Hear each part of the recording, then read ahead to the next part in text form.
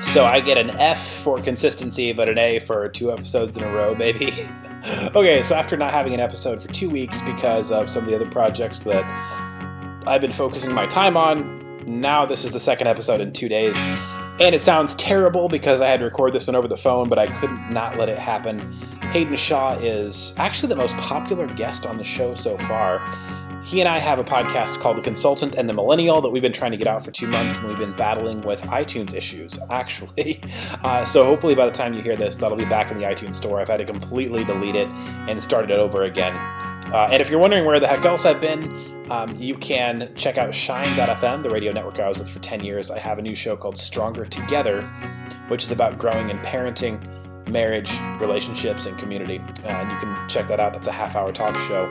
Currently up on Facebook and YouTube, search Shine.fm, or you can go ahead and grab it off iTunes, hopefully within the next couple days, if iTunes is not horrible. All right, I got on a phone call with Haydn. We were talking about some business stuff, and something came up about which political parties are winning and losing in this really weird time. And it's been over a week and a half, so the Vegas shooting hadn't happened. Some of the fallout from Puerto Rico hadn't happened. So, man, life moves fast right now. 2017 has been a chaotic year. It's kind of had like that 1968, 1969 vibe where there's a major event happening like every couple of weeks. And I just asked him to break this whole thing down of what is going on, because he's a consultant who has worked with some of the top corporations in America. He's prepped the Joint Chiefs of Staff, and he just has a really good read on what the future might look like based on the current events in the business world. And he actually has that eye for, kind of the political tone as well because of his work as a consultant. So super interesting guy and one of the most influential people in my life. And I'm glad to introduce him to you once again. My name's Seth Towerherd. Let's be neighbors again. And if we can't walk in love, we're a noisy little gong, a bitter little song that a bully sings out of key. And if we can't walk in peace, we'll forget about the least of these. A mother crying on her knees for a boy who's locked away. There's a voice calling me. We are doing it. Okay. So if we talk about other stuff after this, I'll just cut it and just use the, part of it for the podcast. But, okay, so both parties are going to blow up. The Democrats can't win because they don't have blue-collar workers. Blue-collar workers still like Trump, and the Republicans, I don't even know. Yeah, you guys want to start over in the beginning of our conversation? Yeah, go for it. So this is the death. We'll start here. This is the death of everything, of both political parties. Yeah, not the death, just the blowing up. I don't see the United States as moving into the fragmentation of, Europe or what Turkey once had before it became more totalitarian, or what other places in the world have, where you have a kind of coalition government. I think part of what made the United States work is that it had two parties, and it's had groups that have popped up. That's part of what's made it work through the years. You know what you're getting, and you can move between the two. And but what we're definitely seeing is, you had talked about we're gonna, with Donald Trump and his magical internet fingers, that we're going to just get 4 more years of stalemate, pretty much like we had with Obama. And yes, I think that's true. And I think what we're going to get is, I think what we're seeing is the reshuffling of both political parties. I think that'll be the biggest thing over the next 10 years that comes out of the Obama administration, which lit the fuse, and the Trump administration, which added fuel to the fire that was already there. Okay. How did the Obama administration light the fuse exactly? Well, the Obama administration focused heavily on what are called identity issues. Gay marriage, focused heavily on rights, the rights of different groups. And, because he was the first black president, which I think is an incredible symbol of what the American dream should be, because he was that, he also drew attention to people who have been outside the mainstream of American politics and often underrepresented. So whatever political party you are, you can't disagree with what I just said. And because of the focus on identity issues and the lack of focus on, and the Great Recession, and he inherited the Great Recession, so whenever you think about his economic policies, first, a president doesn't have that much influence over the economy. The vast majority of economists think they have anywhere from 3 to 5% of influence over the economy. So, you can blame whatever you want on him for being awful, like many of my Republican friends do, or say he is the savior of the economy, like many of my Democratic friends do. But the point of it is, he just had to ride over a particularly crappy economy. And so because of that, and because of the identity issues, he inflamed the red states, helped the party shift left in the blue states, and didn't have an economic word track that worked for the hillbilly eulogy, that worked for the underemployed white lower class and middle class male who's been the stalwart of the Democratic Party. And so he began his administration really was the one that said, hey, we are winning the demographic war. The demography is on our side. We just have to stay the course. We can get more and more liberal. That's where things are going. We're good. And his administration helped swing things liberal, paved the way for Bernie Sanders, and inflamed, whether you agree with him or not, it inflamed, you hear how I'm trying to stay out of it, inflamed the red state, inflamed the right. Okay. While disengaging a critical part of their demographic, which was the underemployed, because it looked like they pandered to the coast. And that's exactly what the election shows is, if you look at the latest Time magazine, they have a great chart where they show what states the Republicans versus the Democrats have, and the Republicans have the coast and like Colorado Springs. The Democrats have the coast and Colorado Springs. So it is not even there are a lot of places that used to be blue states that are now red states because it's kind of the coast, highly educated coast versus the rest of the country. And that's been a significant shift.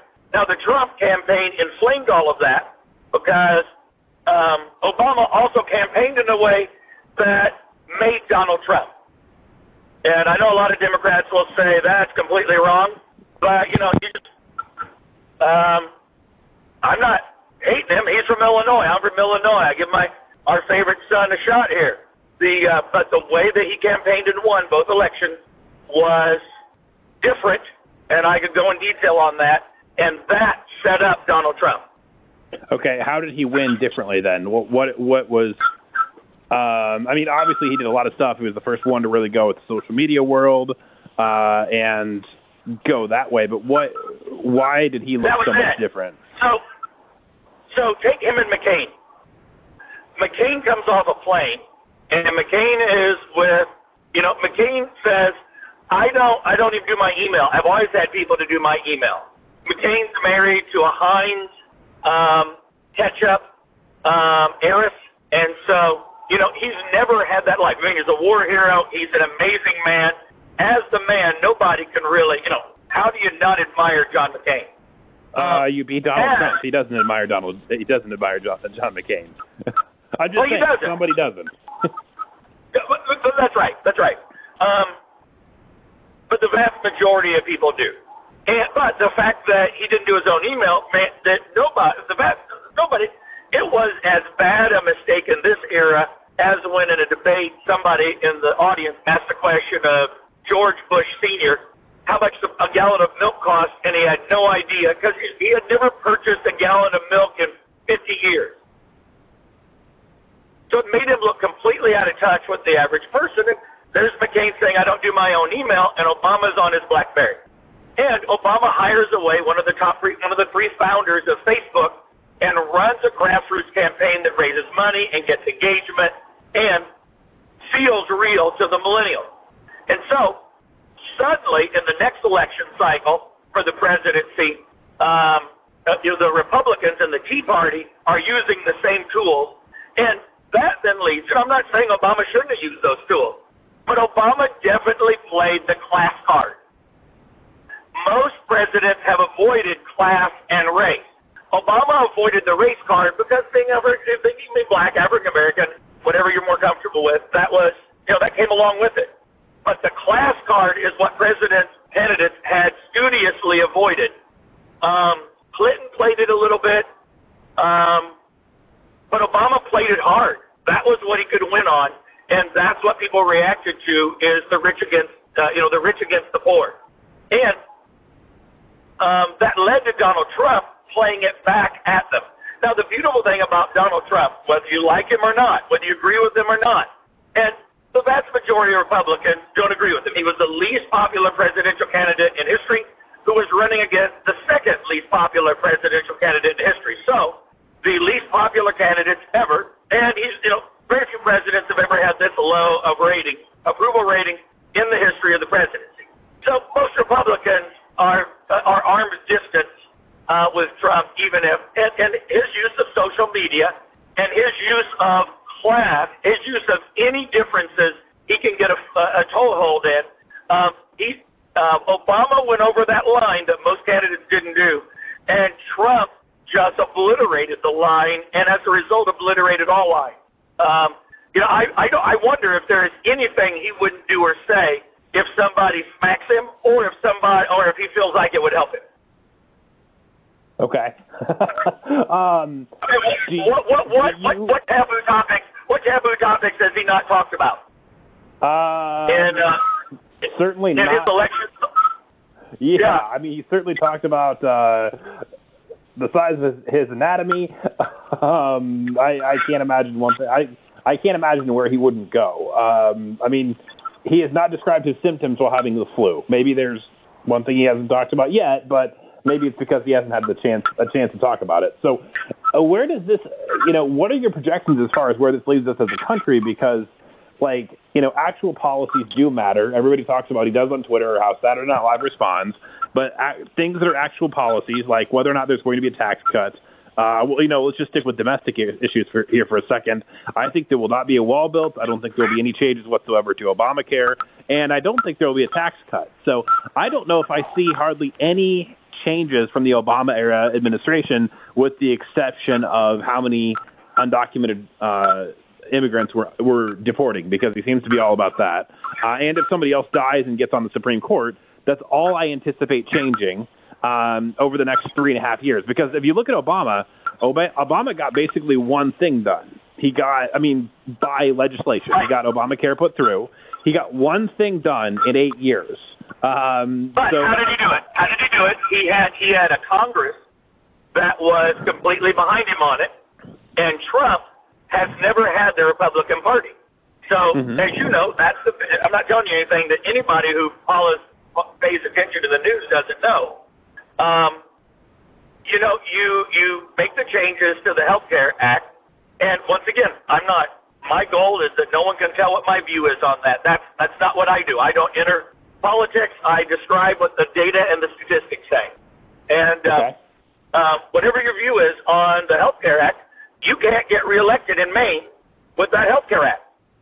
You can't get reelected in Arizona with that Health Care Act. And I believe those two disagree with it morally as well. I think they think it's bad health care policy. It's a bad law, and not just about reelection, but both of them come together. So Trump put forward something that will be popular with his demographic, his supporters, that is simply unsupportable by people who need in his party that need to get reelected. So Trump doesn't care about the Republican Party, and his supporters don't care about the Republican Party. And a recent survey makes it clear that Republicans continue to lose faith in the Republican Party, but they've not lost faith in Trump. And so that's what's puzzling for folks like myself who tend to be a more mainstream Republican. His behavior is not presidential, but the vast majority of his supporters have grown their frustration with the Republican Party, not lost confidence in Trump. So that's why I would say that not only is the Democratic Party in real trouble, they've not had this low of representation till 22, if I remember my figure, 1922, if I remember my figures right. Time Magazine's cover story covers a similar thing that The Economist did 6 weeks ago, which is the disarray. The Democratic Party's never been in this much disarray. They don't have clear leadership going forward. Nobody knows what the Democratic Party stands for, other than on social identity issues. Even thoughtful Democrats, that will seem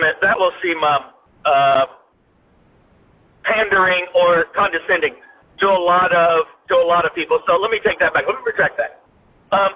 People who have had economics in their background and can do math on Bernie Sanders' programs, kind of like Hillary Clinton said, the math doesn't add up.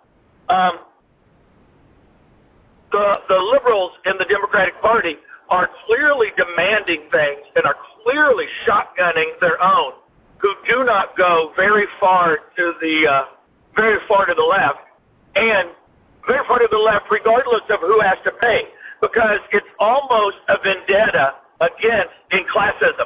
That is, the rich have to pay, business has to pay. They have to pay. And if anybody doesn't make them pay, they have to pay. This is a moral imperative for them.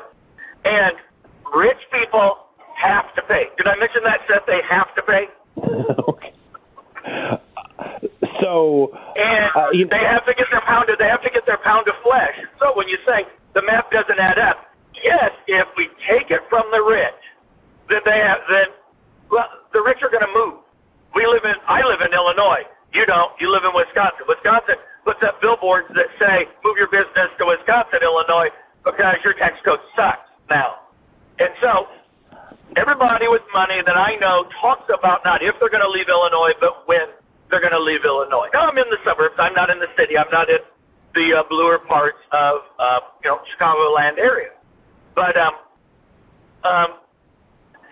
and so the Democratic Party is trying to find something that then makes sense to the white-collar males that are saying, and I don't care about, quit talking about I really don't care about most of the social issues. What I really care about is, what are you going to do to get jobs back? I don't even want government handouts. I don't want money from rich people. I just want a job where I can make a living wage, put my own kids through school, get some health care, get on with life. And Trump promised that, and just like Bernie Sanders' stuff doesn't add up, Donald Trump's stuff has never added up.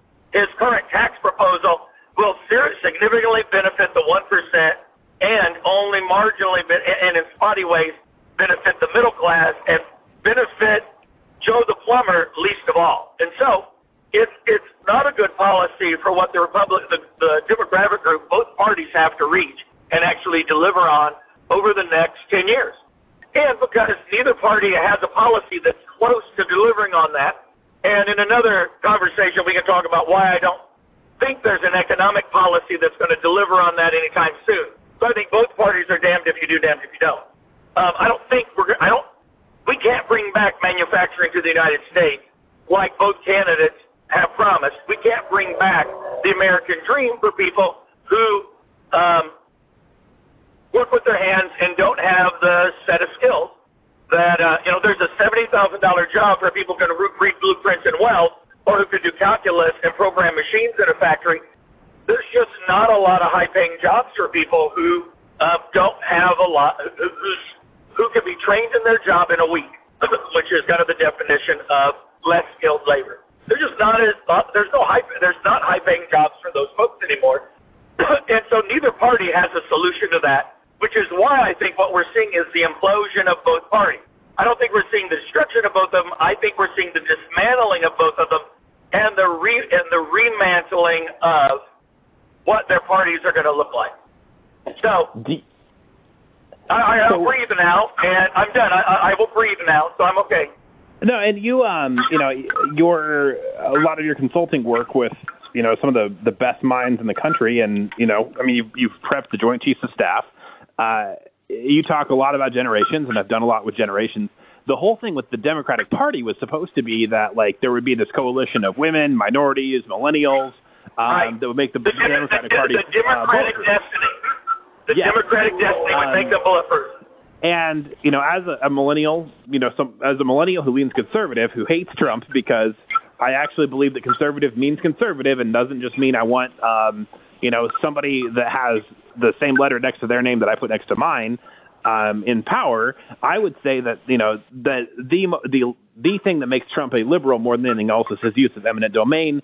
The government cannot take private property away from people to build a casino parking lot, and he's all about that. So, to me, I'm seeing Trump as the last cough of the baby boomer generation to get what they want, and then something else is going to happen, and yet the Democratic dream did not come true. So I don't know, do you have any idea who steps into these power vacuums? Because, I don't think that the Paul Ryans are getting it back in the Republican Party. With Trump's all-fast food diet, who knows how long he even could be around. And in the Democratic Party, you've got still this thing where is it going to be Bernie Sanders or is it going to be the old school guard? As I pointed out, maybe the last time we talked, Bernie Sanders will be older than the average man lives at the next election. So don't put all your eggs in that basket. Well, and I think in both cases, that's simply a fact. Both Trump and Bernie Sanders. Trump's older than his age because of his lifestyle choices, and Bernie Sanders is older than most people, will be older than most people live to.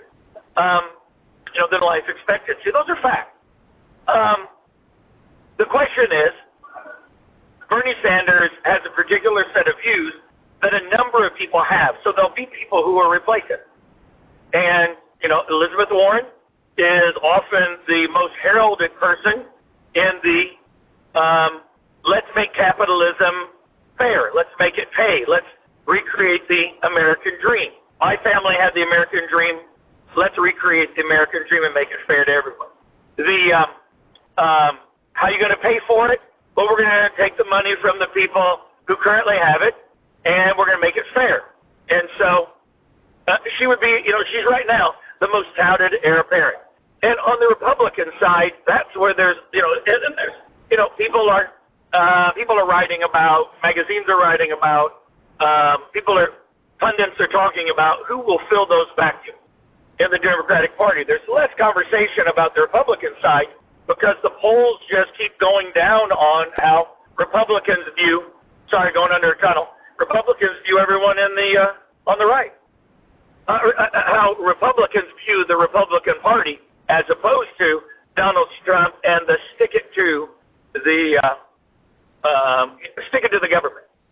So there is an anti-Republican side to the Democratic Party that says Trump must die, he must go. Hate him, hate him, hate him. And if we really campaign right, if we give our message right, we can go more liberal and win. And that's just not true. The last election showed that they don't have a demographic destiny. They actually are disenfranchised from what was a major part of their voting bloc. And secondly, and they're disenfranchising themselves from everyone who's religious. Within an Orthodox Jewish, Orthodox Christian, Orthodox Muslim, they're disenfranchising themselves because of some of the hardline stances. For example, it's been reported in multiple sources. This isn't me talking. This is multiple sources, liberal and conservative, that for the hardliners in the Democratic Party, it's not a matter of you can be a Democrat and oppose abortion for religious reasons. If you oppose abortion, you can't march with it. If you oppose abortion, you simply can't be a candidate in the Democratic Party, is what the hardliners are all about. And so they're disenfranchising themselves from the more conservative states, from the more religious states that have classically been union voting. And, they're asking because they're adamant about, did I mention the rich people must pay? And yes. they're adamant about certain things being necessary to democracy, that we need to be more European in our social values to be truly democratic, that they're disenfranchising a solid section of their supporters. More and more of the African American community, for example, feels torn between their religious beliefs and the fact that they've been strongly democratic. And those are all things that are beginning to come up when the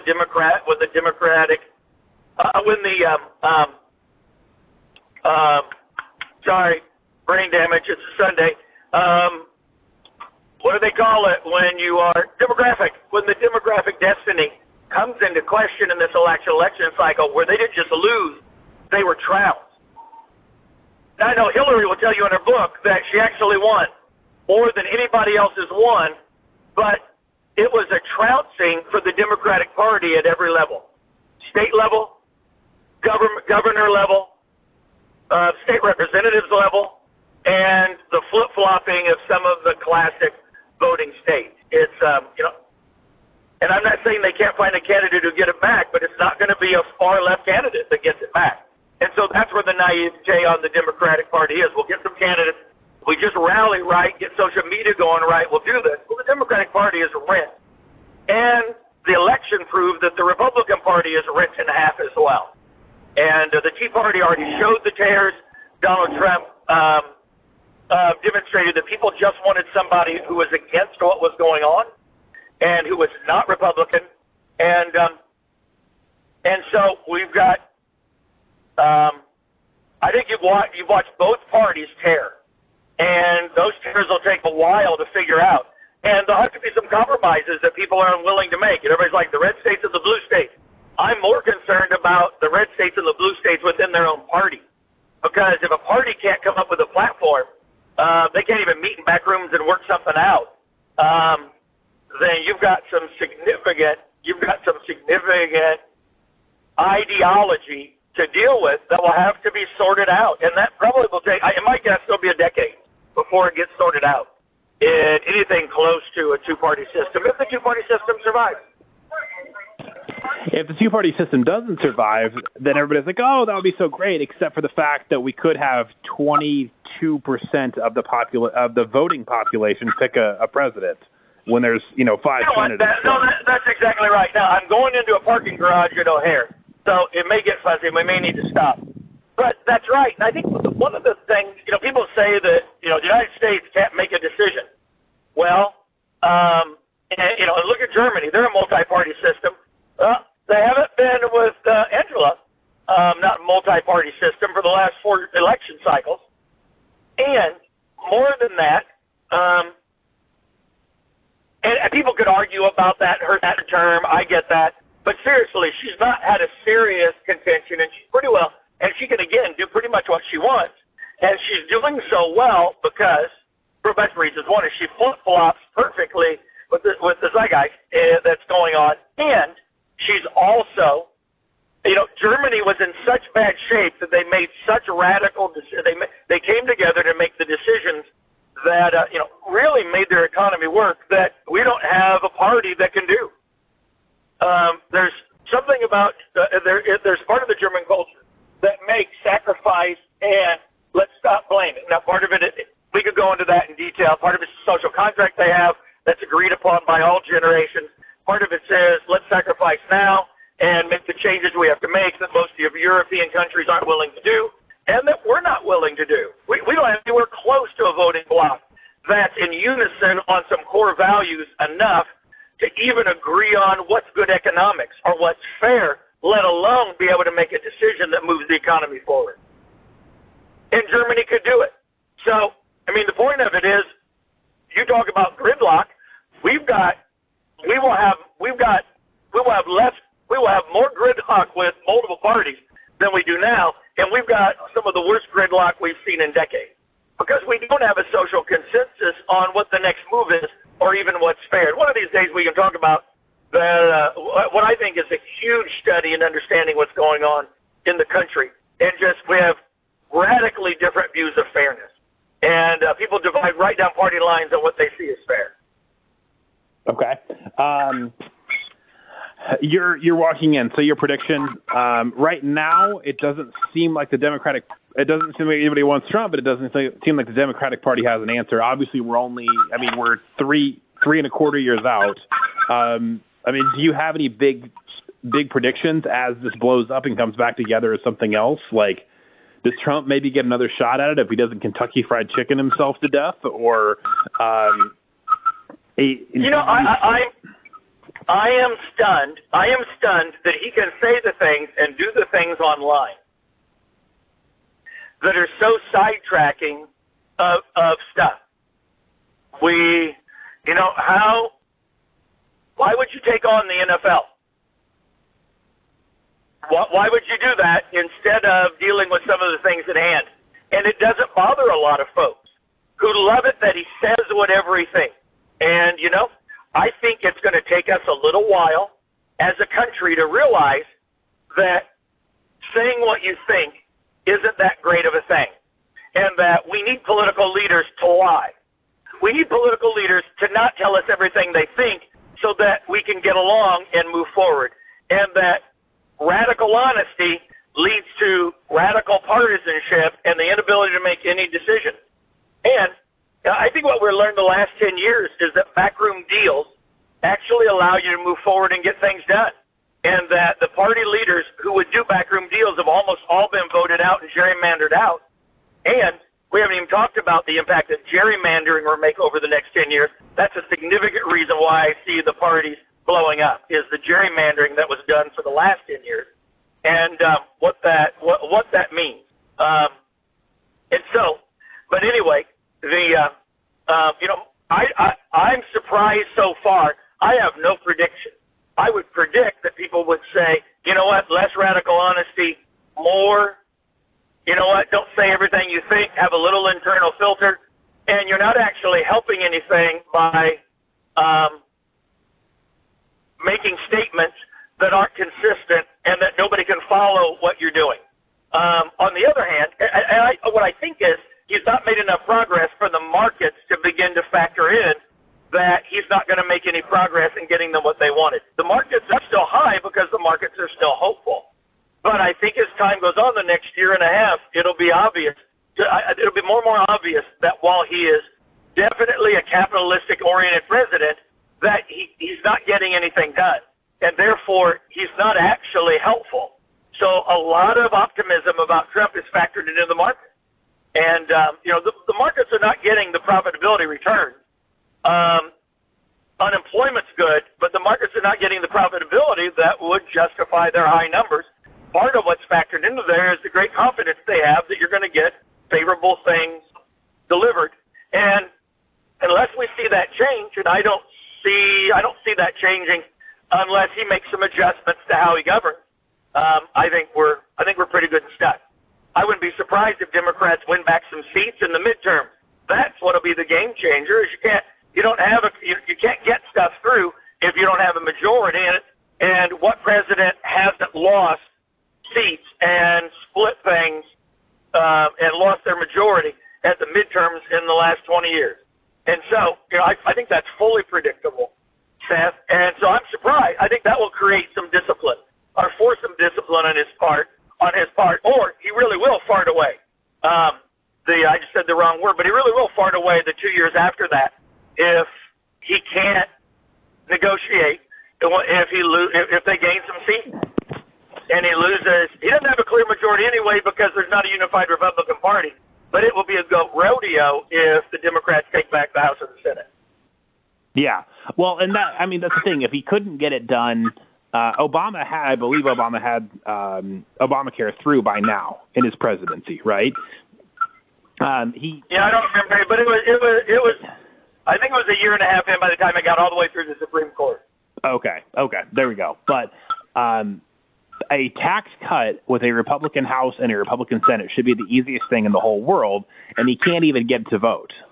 There's just no chance. You can talk all you want about McCain, having cancer. Maybe that's why he flipped on the Obamacare stuff. But that's the thing. Every Republican ran on for the last 8 years, and it's what a lot of people were enraged about, and they couldn't get it done. So where does that leave in particular, and we'll make this the very last question because you got to get in the airport. Where does that leave younger voters in particular? You talked about the millennials. When they grow up, they're becoming less Bernie Sanders oriented. But this has got to return. But they're not becoming more conservative. They're not becoming more Democratic. They're not becoming less Democrats. As they age, as they pay their own health insurance, they answer the question, health insurance should be free to everyone. They answer that question. They go from like 62% to 47%, which is still almost half. But once they start having all of health care taken out of their paycheck, it does flip them from majority to a non-majority. And so that's part of the aging process. The point of it is the millennials are often the people who are the most adamant about this is morally right and this is morally wrong. And so I think that I think you see millennials on both sides. You see millennials who are huge Trump supporters, even though that's a quarter of them compared to the folks that are staunchly Democratic. And but we talked about it on the last time we talked, and we'll love affair with Bernie Sanders in, and they get more conservative, but they don't become Republican. And so the real up for grabs is what happens with blue collar, underemployed people who feel like they got a raw deal because they remember the American dream their fathers and uncles had that is not accessible to them because there's not a place for people with lower skilled jobs to make a lower middle class income. And so and there's not going to be demographic. And there's not going to be. They're not as religious, but they're still religious. And so that, it's not quite hillbilly eulogy. Most people are like, that's a small part of that demographic. It's the folks that are working hard. They're working a job and a half, and they still are a transmission away from being able to pay their bills. If their transmission goes out, even with a job and a half and their spouse working full-time, they have to put a transmission on their credit card. That's the group that feels like they're screwed. That's the group that feels like they haven't got a fair deal. That's the group that, and that's, there are a lot of people that say, if a person works hard and still can't live, still can't save a little for retirement, take care of their health and their kids' health, and educate their children, you know what? We don't have a fair distribution of wealth in the country. There are people on both parties that believe that's the case. And that's why I go back to what's fair and what's not fair. But, once again, right now as a country, we don't have a solution to that. There's not a solution to what will get them what would be a $60,000 a year wage, which in most places is what it would take to be able to do what I just described. We don't have a solution to that. They're making a $37,000 a year wage, typically speaking, and sometimes with health care and sometimes not. And especially if Obamacare, if that's what you want to call it, that's what the word you've been using, if that goes away, they're a very vulnerable group. And so they'll probably swing back Democratic. And there's enough Republicans that say, wow, I don't know that we can repeal this and win. And so that becomes the key. That right now is the Democratic plum everybody wants to pull from the pie in Little Jack Horner's corner. And you can't do that and take away health care from 25 million people.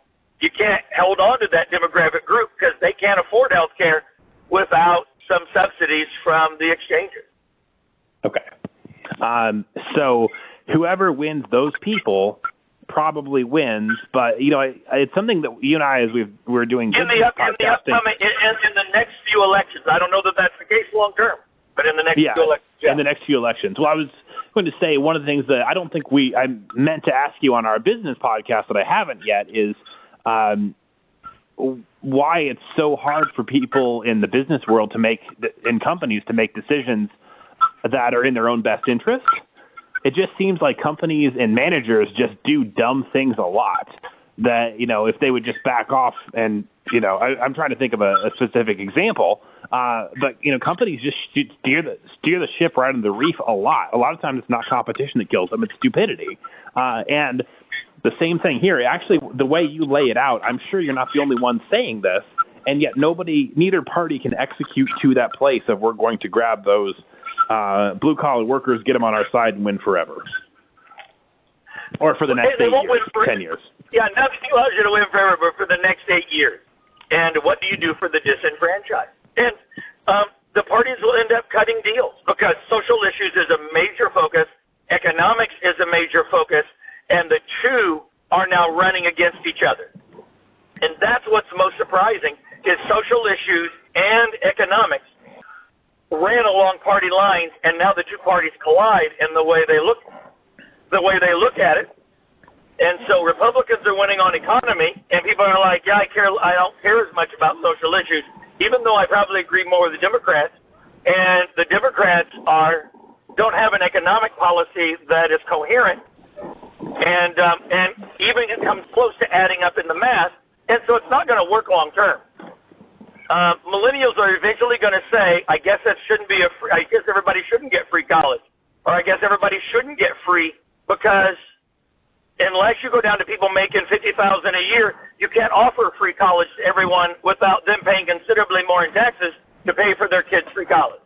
And so it can't just be people with $120,000 a year less. You can't cover the bill. Any more than Trump's current tax proposal can cover the bill. We're trillions of dollars short on Trump's current tax plan. It's not a tax plan that's going to be taken seriously. So right now we're just in a day where people trot out stuff that will never get voted on, because if you trot out stuff that could actually have a chance of passing, you've sold out and you will be creamed by your own party. That's what I mean. The parties are eating their young. All right, I got to go catch this plane, or I'll be driving to St. Louis. Okay, and you know what? Trump's tax plan may not save you money, but Haydn and I can make you money.